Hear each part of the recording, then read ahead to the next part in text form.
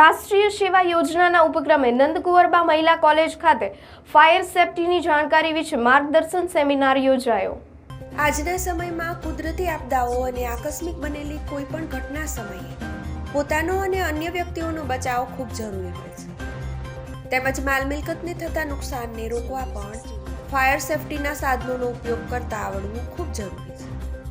આવા સાધનો આગની સંભાવનાને રોકવા અથવા ઘટાડવા માટે ઉપયોગમાં લેવામાં આવતા હોય છે।